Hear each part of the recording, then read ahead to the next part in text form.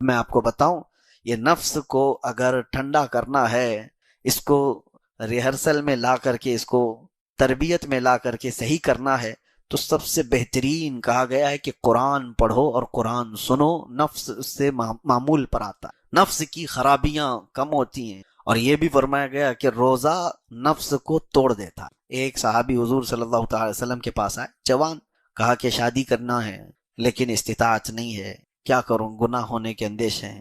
حضور نے فرمایا روزہ رکھو۔ کیا کرو؟ روزہ رکھو۔ حضور پاک صلی اللہ تعالی علیہ وسلم نے کس لیے فرمایا؟ کہ روزہ نفسانی خواہشات کو مار دیتا ہے، نفسانی خواہشات کو کم کر دیتا ہے، ختم کرتا ہے۔ جتنے بھی اولیاء کاملین کو آپ سنیں گے، ان کی تربیت جو ہے روزے سے ہوتی تھی، روزے سے ہوتی۔ اب یہ رمضان آیا ہی ہمارے پاس ہمارے نفس کی اصلاح کے لیے، اگر اس میں بھی ہم نہیں کر سکے تو پھر کبھی نہیں کر پائیں گے۔ تو بہرحال آج کی یہ ابتدائی ہماری گفتگو تھی آپ کے سامنے، اور انشاءاللہ العزیز چلتی رہے گی، زندگی باقی رہے تو۔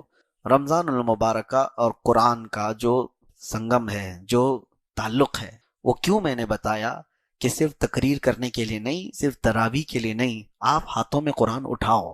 مہینوں ہو گئے اس قرآن کو اٹھائے ہوئے، اور کتنے تو ایسے ہیں پڑھ بھی نہیں پاتے، اور کتنے تو ایسے ہیں دیکھ بھی نہیں پاتے۔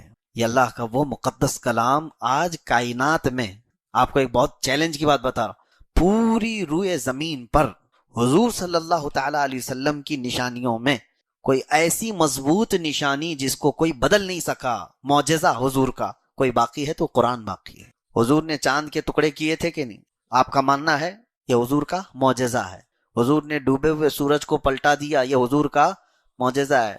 نبی پاک صلی اللہ علیہ وسلم نے انگلیوں سے پانی جاری کر دیے، حضور کا معجزہ ہے۔ حضور کے سامنے پتھر بول پڑے، یہ حضور کا۔ لیکن یہ سب معجزے دیکھے آپ نے؟ چاند کا ٹکڑے ہونا، سورج کا پلٹ آنا، انگلیوں سے چشمے جاری ہونا، دیکھا تو نہیں، حدیثوں میں پڑھا ہے اور علماء سے آپ نے سنا ہے۔ لیکن حضور پر جو قرآن اترا تھا وہ دیکھ بھی رہے ہو، سن بھی رہے ہو، پڑھ بھی رہے ہو۔ یہ ایک نشانی ایسی ہے جو ہر گھر میں اور ہر ایک کے پاس موجود ہے، اس سے محبت کرو۔ اور اللہ کے رسول صلی اللہ تعالیٰ علیہ وسلم نے ارشاد فرمایا، قرآن جب کسی کے ساتھ دوستی کرتا ہے تو اتنی بہترین دوستی کرتا ہے کہ جب اس کے سارے رشتہ دار اسے قبر میں چھوڑ کر جاتے ہیں تو قرآن اس کی دوستی نبھاتا ہے۔ قبر میں آ کر اس سے کہتا ہے تنہائی میں گھبرانا مت، میں ہوں تیرے ساتھ۔ دنیا دوستی چھوڑ دیتی روح نکلنے کے بعد، لیکن قرآن نہیں چھوڑتا۔ تو جو ہمارے تنہائی، قبر کی تنہائی کا دوست ہے، اسے آپ اٹھاتے کیوں نہیں؟ اسے آپ پڑھتے کیوں نہیں؟ رکو دو رکو پڑھنے کے بعد لوگ غائب ہو جاتے ہیں۔ جوش میں ابھی رمضان میں اٹھائیں گے کچھ، پہلے دن 4 صفحے 5 صفحے پڑھ کر کے اس کے بعد پھر دھیرے دھیرے دھیرے نیچے ہوتے چلے جائیں گے۔ 5ویں 6ٹھے روزے کے بعد تو پھر قرآن ویسے کے ویسے، یا کچھ لوگ 10 رمضان تک۔ ہونا تو یہ چاہیے کہ پورا ختم قرآن رمضان میں ہر ایک مسلمان کا ہونا، روزانہ ایک پارہ وہ تلاوت کرے تو 30 رمضان تک انشاءاللہ العزیز ختم قرآن ہو جائے گا۔ ورنہ زندگی میں آپ مجھے بتاؤ کب موقع ملتا ہے، کب موقع ملتا ہے؟ ہمارے اولیاء کاملین جن کی آپ اقتدا کرتے ہیں، امام اعظم ابو حنیفہ رضی اللہ تعالیٰ عنہ جس قبر میں آج آرام کر رہے ہیں بغداد میں، اس علاقے میں جہاں آپ دفن ہیں، فرمایا گیا 4000 ختم قرآن انہوں نے کیے، 4000 ختم قرآن جہاں ان کی قبر ہے۔ آپ اندازہ کریں، وہ رمضان المبارکہ میں 61 قرآن ختم کرتے تھے، دن میں ایک قرآن اور رات کو ایک قرآن، اور پوری تراویح میں ایک قرآن، 30 دنوں میں 30 قرآن، 30 راتوں میں 30 قرآن، اور پورے 30 مہینے یہ تراویح کے قرآن، ایک قرآن، 61 قرآن وہ ایک رمضان میں ختم کرتے تھے۔ ان اولیاء کاملین اور بزرگوں کے پاس جو کچھ بھی تھا وہ قرآن کے ذریعے سے عروج پائے تھے۔ اسی لیے شاعر نے کہا ہے، درس قرآن اگر ہم نے نہ بھلایا ہوتا، یہ زمانے نے زمانہ نہ دکھایا ہوتا۔ ہاں، وہ زمانے میں معزز تھے مسلمان ہو کر، آج ہم خار ہوئے ہیں تو تاریک قرآن ہو کر، یعنی قرآن کو چھوڑ کر قرآن کو اٹھاؤ۔ اب سمجھنے والے، تفسیر پڑھنے والے بہت کم رہ گئے، ترجمہ جاننے والے کم رہ گئے، پھر تلاوت کرنے والے کتنے کم ہو گئے۔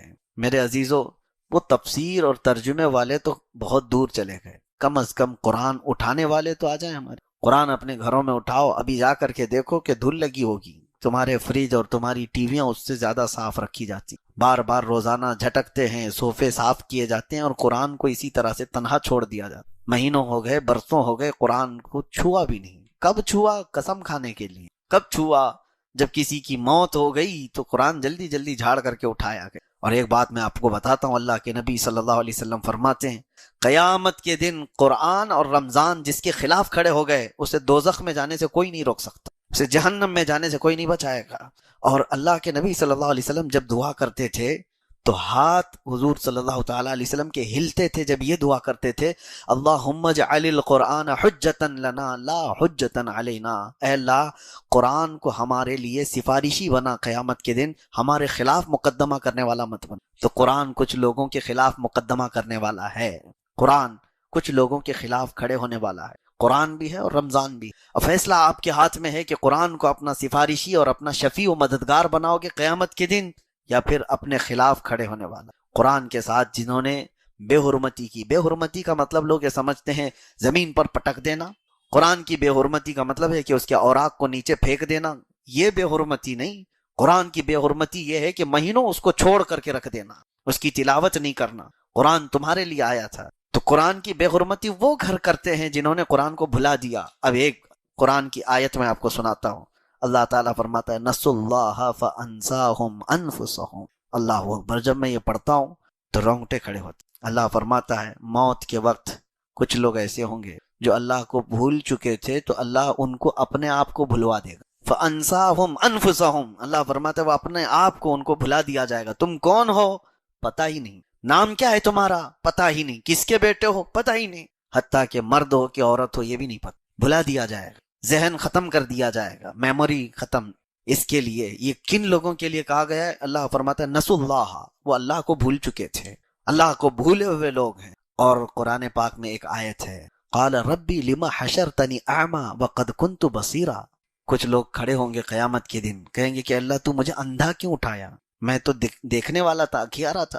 کچھ لوگوں کو اندھا اٹھایا جائے گا، نابینا اٹھائے جائیں گے، اور وہ پوچھیں گے کہ مولا میری آنکھیں کیوں چلی گئیں، میں تو دیکھنے والا تھا، کھیارا تھا دنیا میں۔ وقد کنت بصیرا، اب جواب سنو، رب تعالیٰ فرماتا قال کذالک اتتک آیاتنا فنسیتها وکذالک اليوم تنسا۔ اے بندے میری آیتیں تیرے پاس آئی تھیں اور تو نے ان کو بھلا دیا، اسی لیے آج تجھ کو بھی تیری آنکھوں کے ساتھ بھلا دیا گیا، یعنی اس کو نابینا کر دیا گیا، اس کا سب کچھ ختم کر دیا گیا ہے۔ تو قرآن کے ساتھ ناانصافی، قرآن کی بے حرمتی یہی ہے۔ اسی لیے اللہ کے نبی صلی اللہ تعالیٰ علیہ وسلم نے فرمایا جس گھر میں قرآن کی تلاوت نہیں ہوتی وہاں مردے رہتے ہیں، قبرستان کی طرح ہے۔ تلاوتیں کرو، قرآن پاک کو اٹھاؤ، سارے بچوں کے ہاتھ میں دو، عورتوں کے ہاتھ میں دو، قرآن پاک کا معمول بنا لو، اور انشاءاللہ العزیز آپ دیکھنا حضرت عبداللہ ابن مسعود رضی اللہ تعالیٰ عنہ فرماتے ہیں قرآن جب تلاوت ہوتا ہے تو اچانک آسمان سے فرشتے اترتے ہیں۔ اور پھر حضور نے فرمایا فجر کی نماز کے لیے آپ آتے ہیں، فجر کی نماز کے لیے حکم ہوا تھا کہ منہ اچھی طرح سے صاف کر کے مسجد میں آؤ، صحیح ہے، منہ کے اندر بدبو نہ آئے، اچھی طرح سے اس کو صاف کر کے آؤ۔ وجہ کیا ہے؟ حضور فرماتے ہیں جیسے ہی تم قرآن کی تلاوت کرتے ہو فرشتے اپنا منہ تمہارے منہ سے لگا دیتے ہیں، قرآن کی آیتیں سیدھے تمہارے منہ سے وہ اپنے منہ میں لیتے ہیں، تو ان کو تمہارے منہ کی بدبو سے کراہت نہ ہو، تکلیف نہ ہو، اس لیے تمہارے منہ کو صاف کرنے کا حکم دیا گیا۔ تو قرآن کو آپ سمجھے کیا ہو؟ قرآن کیا ہے؟ یہ وہ معجزہ ہے جو آج بچوں کے سینوں میں اتر جاتا ہے۔ کوئی اور کتاب یاد کر کے دکھاؤ، اللہ کا فضل ہے، کروڑا احسان ہے۔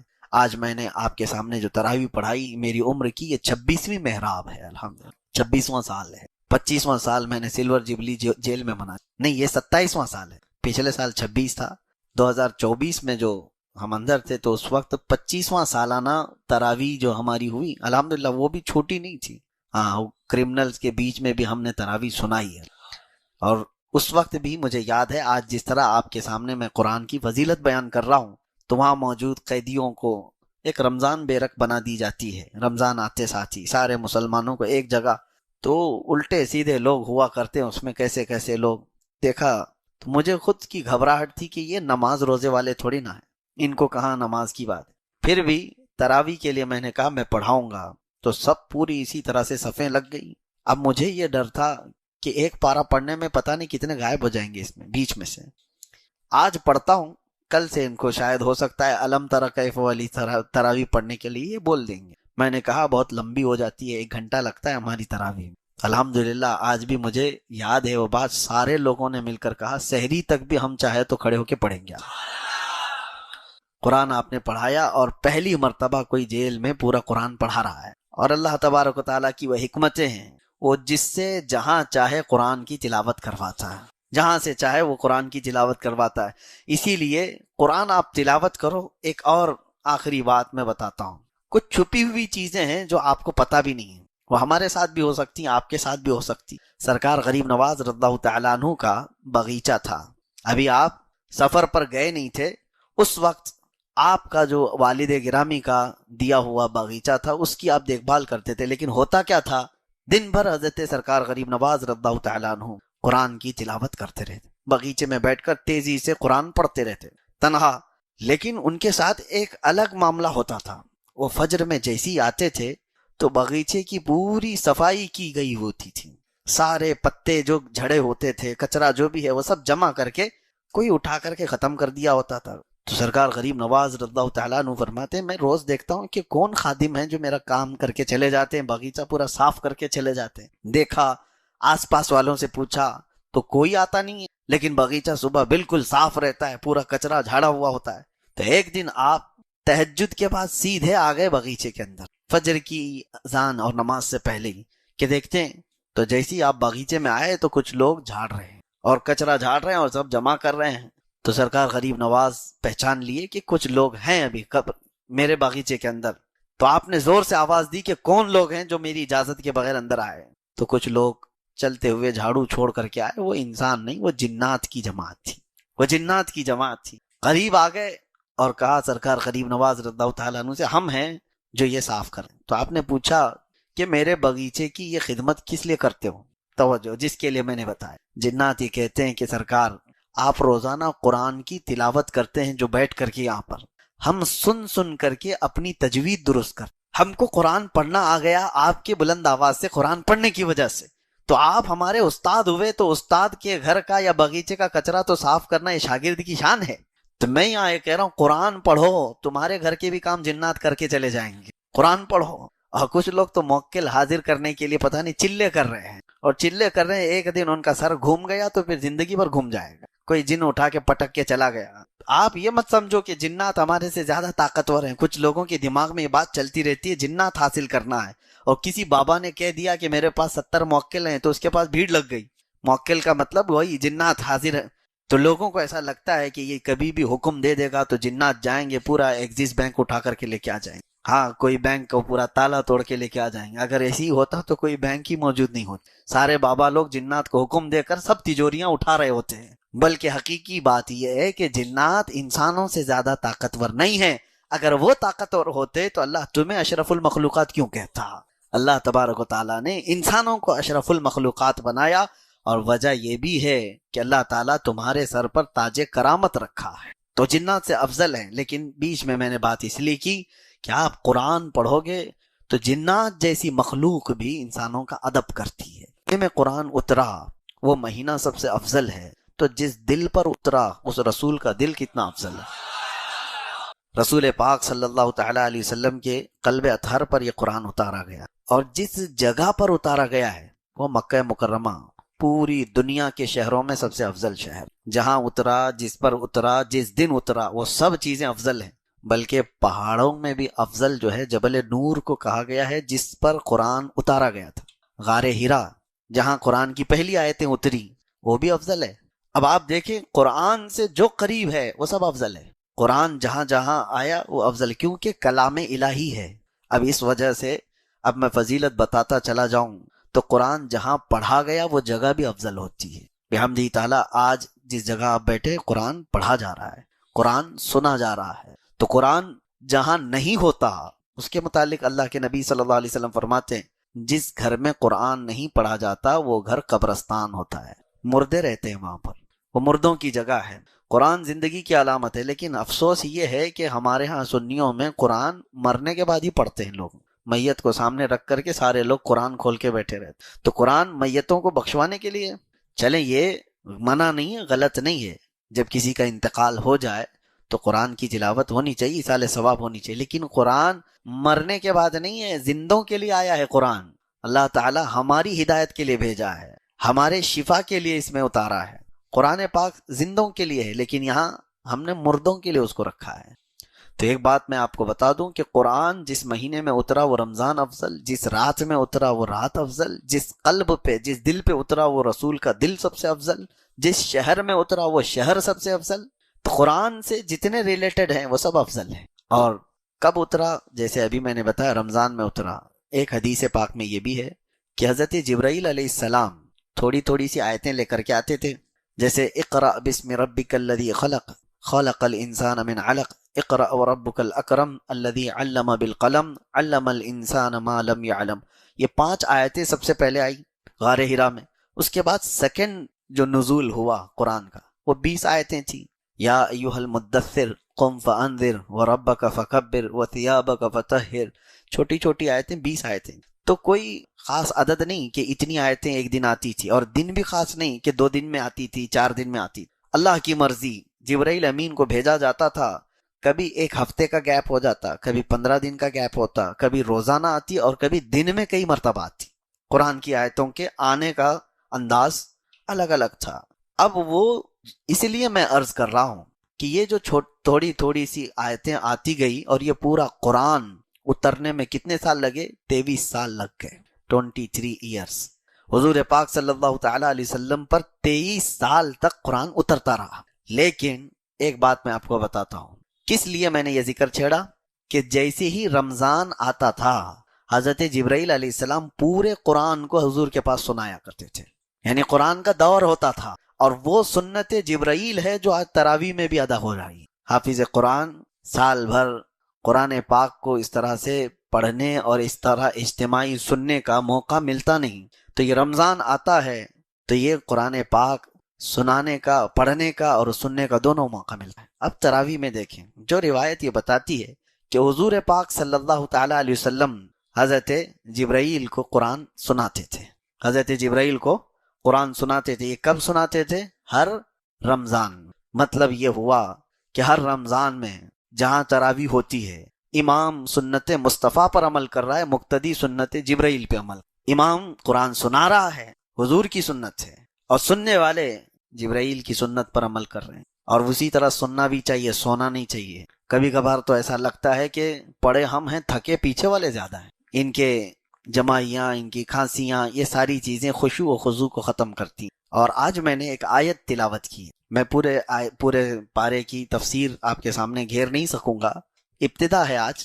تو اللہ تعالیٰ فرماتا ہے وَإِنَّهَا لَكَبِيرَةٌ إِلَّا عَلَى الْخَاشِعِينَ۔ نماز کے متعلق اللہ فرماتا ہے یہ بھاری پڑ جاتی ہے نماز کچھ لوگوں پر، کچھ لوگوں کے لیے نماز بھاری ہے، وہ جلدی سے جلدی بھاگنے کے فراق میں ہوتے ہیں، امام کے پیچھے ٹکٹکی باندھ کر دیکھتے ہیں کہ اب رکوع ہوا کہ تب رکوع ہوا، یہ کتنی لمبی رکعت ہو گئی۔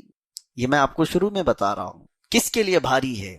تو اللہ تعالیٰ فرماتا ہے یہ منافقین پر بھاری ہے۔ وَإِنَّهَا لَكَبِيرَةٌ إِلَّا عَلَى الْخَاشِعِينَ۔ یہاں پر آیت میں یہ فرمایا گیا ہاں جو اللہ سے ڈرنے والے لوگ ہیں ان پر نماز بھاری نہیں، ان پر نماز بھاری نہیں ہے۔ وہ رسول اللہ کی لخت جگر سیدہ کائنات فاطمۃ الزہرا سلام اللہ علیہا، وہ رات کو سجدے میں گر جاتی تھی، اور صبح کی اذان کا وقت ہوتا تو سر اٹھاتی اور پھر کہتی مولا تیری راتیں کتنی چھوٹی ہیں کہ ایک سجدہ پورا مکمل طور پر ہو نہیں پاتا۔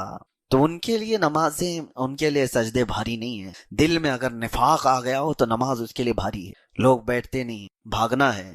اور رمضان المبارکہ میں اب آپ کبھی سوچتے ہیں شیطان تو چھٹی پہ ہے، شیطان ابھی قید کر لیا گیا۔ حدیث پاک میں حضور صلی اللہ تعالی علیہ وسلم فرماتے ہیں سرکش جنات اور شیطان مردود کو پورے رمضان میں قید کر لیا جاتا ہے، اللہ تبارک و تعالیٰ قید کر لیتا ہے مومنین کی راحت کے لیے۔ لیکن پھر بھی شیطان کے ایجنٹ بہت گھومتے رہتے ہیں، شیطانی کام بھی ہو رہے ہوتے ہیں، ساری چیزیں چل رہی ہیں۔ یہ کیسے؟ اس کو یوں بتایا گیا ہے کہ شیطان نے اپنے 11 مہینے جو اس پر عمل کیا، جتنا اثر ڈالا تھا، وہ پوری طور پر اس نے اس سے اپنے آپ کو آزاد نہیں کیا، اس کا کچھ اثر اب بھی باقی رہ گیا ہے۔ ہاں یہ اور بات ہے کہ شیطان تو گیا ہے، لیکن ساتھ میں ہمارے صرف شیطان نہیں ہوتا، نفس بھی ہے، اور وہ شیطان سے بھی بڑا ڈینجر۔ آپ کو پتہ ہے پورے 11 مہینے جب بھی نماز نہیں پڑھے، جھوٹ بولے، چغلی کیے، کچھ بھی گناہ کیے، تو بلیم کس کے اوپر؟ شیطان کرا دیا، جھگڑا لگا دیا، کس نے کرایا؟ شیطان کرا دیا۔ ساری برائیاں کون کراتا ہے؟ شیطان کراتا ہے۔ شیطان ساری برائیوں کا جڑ ہے، ٹھیک ہے مانتے ہیں، لیکن آدم علیہ السلام کو سجدہ کرنے کے انکار جو شیطان نے کیا اس کو کس نے بہکایا؟ وہ تو خود شیطان ہے۔ شیطان سارے لوگوں کو گمراہ کرتا ہے، تو پھر شیطان کو کس نے گمراہ کیا تھا؟ شیطان سجدہ کیوں نہیں کیا؟ اکڑ کیوں دکھایا؟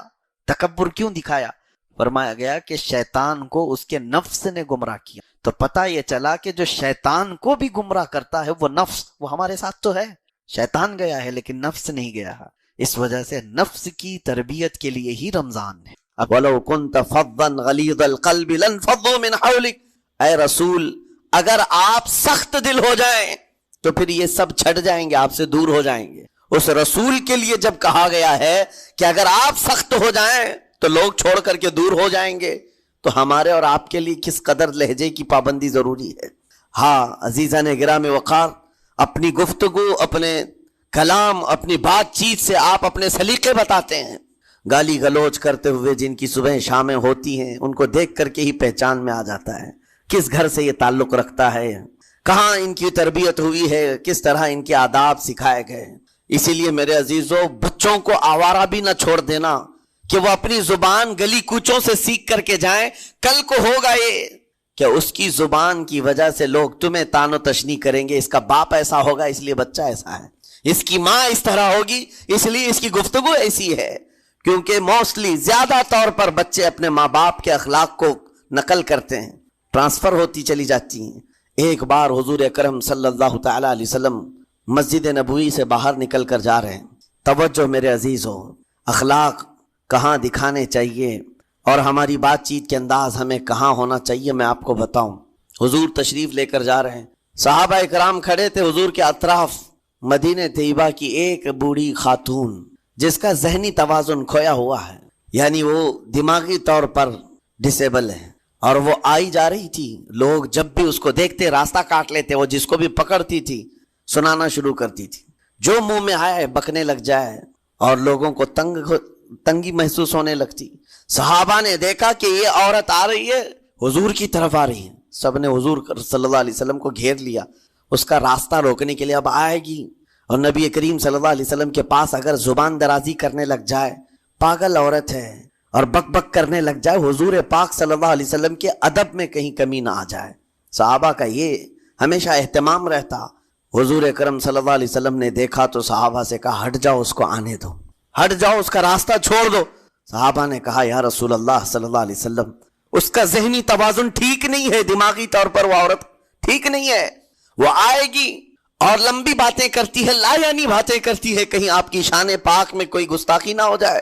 صحابہ روک رہے تھے، حضور پاک صلی اللہ علیہ وسلم نے سختی سے فرمایا، ارشاد فرمایا ہٹ جاؤ، اس کا راستہ چھوڑ دو، مجھے پتا ہے پورے مدینے میں اس کی کوئی نہیں سنتا، میں بھی نہ سنوں تو وہ کس کو سنائے گی، اگر میں بھی نہ سنوں تو وہ کس کو سنائے گی۔ یہ میرے مصطفیٰ کریم صلی اللہ تعالی علیہ وسلم کے دربار عالی جاہ کی وہ بلند اخلاق کریمانہ کی ایک مثال ہے، جس کو خود میرے آقا نے فرمایا بعثت لأتمم مکارم الاخلاق۔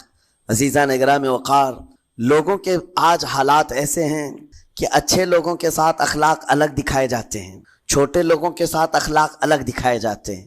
سٹیٹس کا آدمی ہو تو اس کے ساتھ ملنے کے طریقے الگ ہیں، اور غریب کوئی آ جائے، فقیر کوئی آ جائے تو اس سے ملنے کا انداز الگ ہو جائے۔ یہ نہ ہو، یہ ہم سب کے لیے نصیحت ہے۔ اسی ممبئی کی سرزمین پر میں آپ کو بتاؤں، ایک ماہم شریف میں بزرگ حاجی صاحب ہوا کرتے تھے، آج سے تقریباً 10-12 سال پہلے کی۔ وہ کئی لوگوں سے ایک سوال کرتے تھے پکڑ پکڑ کر کے کہ میرا ایک سوال ہے، آپ جواب دیں گے، میرا ایک سوال ہے۔ کئی علماء سے انہوں نے پوچھا، مجھ سے بھی انہوں نے، جب میں نیا تھا مصر سے پڑھ کر کے آیا تھا، میرے پاس آ کر کہا کافی سالوں سے میرے ذہن میں ایک سوال ہوتا ہے، میں آپ سے بھی پوچھنا چاہتا ہوں۔ کہا بتائیے کیا ہے؟ کہا میں حضور سرکار مجاہد ملت رحمت اللہ علیہ کا مرید ہوں، علامہ حبیب الرحمن مجاہد ملت، رئیس اعظم اڑیسہ، جن کے خدمات جلیلہ آج ہو سکتا ہے نئی جنریشن کو نہ معلوم ہو، ان کا لقب ہے مجاہد ملت، جنہوں نے سنیت کی بقا کے لیے اپنا تن من دھن سب قربان کیا تھا۔ وہ مجاہد ملت عظیم بزرگ ولی کامل ہے۔ یہ حاجی صاحب کہتے ہیں کہ میں ایک نارمل آدمی تھا، کڑیا تھا، یعنی گھر بنانے کا کام کرتا تھا۔ جب وہ ممبئی تشریف لاتے تو دوڑ کر کے ہر جگہ سے لوگ ملنے آتے، میں بھی گیا تھا، اور اس وقت میں جوان تھا۔ حضور مجاہد ملت رحمت اللہ علیہ کی بات وہ بتا رہے ہیں کہ لوگ لائن لگا کر کے مصافحہ کر رہے تھے، مل رہے تھے. جب مل رہے تھے تو پھر میرا نمبر آیا، میں ملنے کے لیے گیا. بزرگوں کے سب ہاتھ چومتے ہیں، یہ ہمارے سنیوں کے طریق ہیں. ادب علماء ذوی الاحترام کے ہاتھوں کا بوسہ لینا یہ مستحسن ہے، یہ ہمارے آداب میں سے، معمولات اہل سنت میں سے. تو جب سب لوگ ان کے دست بوسی کر رہے تھے، ہاتھ چوم رہے تھے، میں بھی قریب گیا اور جب میرا نمبر آیا میں ہاتھ چومنے کے لیے گیا تو انہوں نے میرا ہاتھ لے کر خود ہی چوم لیا. وہ بزرگ عالی جاہ ولی کامل جن کو دنیا مجاہد ملت کہتی ہے، میرا ہاتھ انہوں نے چوم لیا اور میرے اندر ایسی پشیمانی تھی کہ میں کیا کروں سمجھ میں نہیں آیا. میں ایک معمولی سا کڑیا اور کہاں ان کا مقام کہاں میرا. تو اس کے بعد وہ اس بے چینی میں رہتے تھے کہ ایسا کیوں کیا، ایسا کیوں کیا، کیونکہ پوچھنے کا موقع ہی نہیں ملا. ایک بزرگ تھے، انہی کے خلیفہ تھے، حضور مجاہد ملت کے، انہوں نے اس کا جواب دیا. میرے عزیزو کیا بہترین جواب تھا. حضرت مجاہد ملت رحمت اللہ تعالی علیہ یہ چاہتے تھے کہ ہزاروں لوگ ہماری تعظیم کرتے ہیں تو کہیں ہمارے دماغ میں بادشاہت کا خیال نہ آئے، ہم غریب اور فقیر کا ہاتھ چوم کر اپنے نفس کی مخالفت بھی کرتے ہیں. اخلاق کریمانہ دکھانے کے لیے اسٹیٹس والوں کے ساتھ ہی نہیں، غربا فقراء کے ساتھ بھی وہ اخلاق ہوں. نبی کریم صلی اللہ تعالی علیہ وسلم کے وہ آداب آج اگر آپ اپنا لیں، بہت ساری کڑوی چیزیں ویسی ختم ہو جائیں. آج ممبئی کی سرزمین پر سب سے بڑا یہ چیلنج ہے بات کرنے میں. نوجوانوں کے تو آج پارے چڑھے ہوئے ہوتے ہیں، ان سے کوئی بھی بات کر لے، جس تیور میں یہ بات کرتے ہیں ایسا لگتا ہے کہ ابھی لڑائی ہو جائے گی، ابھی جھگڑا ہو جائے گا. اس کی عادت سی بن گئی ہے. آپ کو پتہ ہے فرمایا گیا، عربی کا قول ہے جراحت السنان لها التیام ولا یلتام ما جرح اللسان. تلوار سے، چاقو سے دیا ہوا زخم سوکھ سکتا ہے، زبان سے دیا ہوا زخم کبھی نہیں سوکھتا. زبان سے دیا ہوا زخم نہیں سوکھتا. بولنے سے پہلے 1000 بار اس بات کو خیال ہونا چاہیے کہ میں جس کو بول رہا ہوں کہیں اس کا دل چھلنی تو نہیں ہو جائے.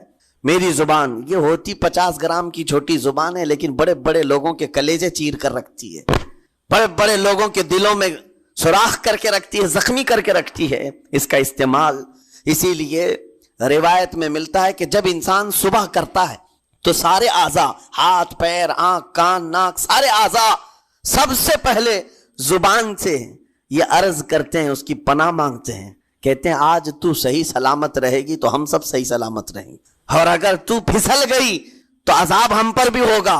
زبان بولتی ہے، مار کسی اور کو پڑتی ہے، کوئی زبان کو مارتا نہیں ہے. گالی زبان دیتی ہے لیکن مار کبھی پیٹھ پہ پڑتی ہے، سر پہ پڑتی ہے، ہر جگہ پڑتی ہے. تو یہ زبان نبی کریم صلی اللہ تعالی علیہ وسلم نے ارشاد فرمایا، من یضمن لی ما بین لحیتیہ وما بین. حضور پاک صلی اللہ تعالی علیہ وسلم فرماتے ہیں جس نے 2 چیزوں کی ضمانت مجھے دے دی، حفاظت کی، میں اسے اضمن لہ الجنہ، میں اس کو جنت میں لے جانے کی ضمانت دیتا ہوں. 2 چیزیں کیا ہیں؟ حضور فرماتے ہیں ایک 2 جبڑوں کے بیچ میں جو موجود زبان ہے اس کی حفاظت کر لے، اور 2 رانوں کے بیچ میں جو شرمگاہ ہے اس کی حفاظت کر لے. یہ 2 چیزیں جس نے بچا لیا میں اس کو جنت میں لے جانے کی ذمہ داری دیتا ہوں، ضمانت دیتا ہوں. اس کا کتنا بڑا کردار ہے، یہ زبان کا کتنا بڑا کردار ہے. اور حضور نے ایک بار پکڑ کر کے فرمایا تھا، زبان کو پکڑ کر کے کہا تھا یہ وہ زبان ہے جو انسان کو جنت میں بھی لے جاتی ہے اور دوزخ میں بھی لے جاتی ہے. کلمہ کس سے پڑھتے ہیں آپ؟ لا الہ الا اللہ، زبان ہی سے تو پڑھتے ہیں، اسی کلمے نے آپ کو جنت تک پہنچایا. اور کافر جو کفر کرتا ہے وہ بھی زبان سے ہی کرتا ہے، اور زبان اسے ہمیشہ کی دوزخ میں لے جاتی ہے. اس زبان کو چلانے سے پہلے 1000 بار سوچ لیں کہ آج لہجوں کی سختیاں بڑھتی چلی گئیں. اور آپ کو پتہ ہے قرآن پاک میں رب تعالیٰ نے یہ فرمایا، وَلَا تَقُلْ لَهُمَا اُفٍّ وَلَا تَنْهَرْهُمَا. والدین کے بارے میں بچوں کو کیا کہا گیا؟ ان کو اف تک نہ کہو. لیکن زبان جب کھلتی ہے نا، ماں باپ کے خلاف نوجوانوں کو ہم نے دیکھا ہے گالی گلوچ کرتے ہوئے اور اتنی بری باتیں کہتے ہوئے، معاذ اللہ.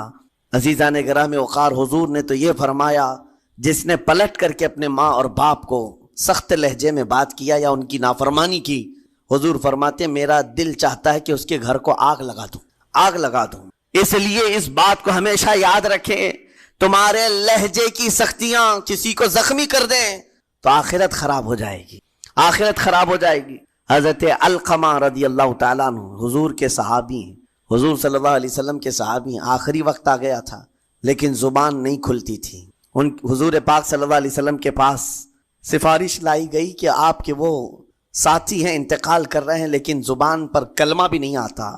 حضور تشریف لائے, دیکھا, پوچھا گھر میں ان کے کون کون ہے, کہا بیوی ہے اور ماں ہے. ماں کو بلایا اور کہا علقمہ کے بارے میں کیا کہتی ہو, کیسا تھا؟ کہا بہت اچھا, پرہیزگار, عبادت گزار, ساری نیکوکاریاں اس کے اندر ہیں. تو پھر حضور نے پوچھا اچھا یہ بہت نیک تھا, تم بھی اس سے راضی ہو کہ نہیں ہو؟ ماں نے کہا میں نہیں راضی ہوں, میں راضی نہیں ہوں. کہا کیوں, وجہ کیا ہے؟ کہا یا رسول اللہ میرا اکلوتا بیٹا, میرا تنہا بیٹا تھا, بڑی محبتوں کے ساتھ اس کو پالا تھا, اور جب میں نے اس کی شادی کی اپنی بیوی کو لایا, اور جب بیوی گھر پر آ گئی تو میری بات کو ہلکے میں لیتا, اپنی بیوی کی بات کو فوقیت دیتا, ترجیح دیتا. اور اس وقت غالباً یہ باتیں تھی کہ زبان سے کوئی کلمہ ان کے نکلا ہوگا جو بیوی کی حمایت میں تھی, ماں کو تکلیف پہنچ گئی. کہا میرا دل گوارا نہیں کرتا, میں اس سے راضی نہیں ہوں, باقی وہ بہت نیک بندہ ہے, بہت اچھا ہے. حضور نے فرمایا دیکھو زندگی کے آخری پڑاؤ پر آ چکا ہے, روح نکلنے کو ہے, معاف کر دو. وہ بھی صحابیہ تھی, انہوں نے کہا آقا آپ کا حکم ہے یا مشورہ ہے؟ اگر حکم ہے تو پھر ماننا ہے. حضور نے فرمایا نہیں حکم نہیں مشورہ ہے. کہا مشورہ ہے تو پھر دل نہیں چاہتا, دل نہیں چاہتا. حضور نے فرمایا صحابہ سے کہ لکڑیاں جمع کرو, آگ لگاؤ اور انہیں اٹھاؤ, آگ میں ڈال دو. آگ دہکائی گئی تو ماں کی ظاہر سی بات ہے ممتا بے چین ہو گئی. کہا ان کو میرے سامنے آگ میں ڈالیں گے؟ کہا ہاں, اس سے بہتر ہے کہ وہاں جلے گا, یہاں جلے. وہ ماں کہتی آقا آپ گواہ ہو جائیں میں اپنے بیٹے کو معاف کرتی ہوں. ادھر معاف کیا, ان کی زبان پر کلمہ طیبہ جاری ہوا. میرے عزیزو یہ بتانا مقصود اس لیے ہے کہ زبان سے دیے ہوئے زخم خواہ والدین کو ہو, یہ معمولی نہیں ہوتے. ہو سکتا ہے آخری وقت تمہاری زبان بند ہو جائے اور کلمہ طیبہ بھی نہ جاری ہو, زبان کھلنے بھی نہ لگے, یہ حالات آ جائیں گے. اس لیے اپنی زبان کا کنٹرول برقرار رکھو. اللہ تبارک و تعالی کہنے سننے سے زیادہ عمل کی توفیق عطا فرمائے. قرآن پاک جتنا ہم نے پڑھا ہے اس پر بھی عمل کی توفیق عطا فرمائے اور اسے سمجھنے کی توفیق عطا فرمائے. رب تبارک و تعالی قرآن کے لیے ہمارے سینوں کو کشادہ فرمائے. وصلی اللہ تعالی علی خیر خلقہ محمد وآلہ واصحابہ اجمعین, وآخر دعوانا ان الحمد للہ رب العالمین. کل سے انشاءاللہ العزیز تفسیر کے بعد موقع دیا جائے گا آپ کے جو مخصوص سوالات ہوں, یا دور دراز سے جو لوگ بہت سارے سوالات رکھتے ہیں تو جو ریلیٹڈ ہیں رمضان سے یا شرعی مسائل سے, انشاءاللہ العزیز مختصر وقت میں اس کے جواب دینے کی کوشش کی جائے گی انشاءاللہ. لا یعنی سوالات سے بچیں گے انشاءاللہ. السلام علیکم.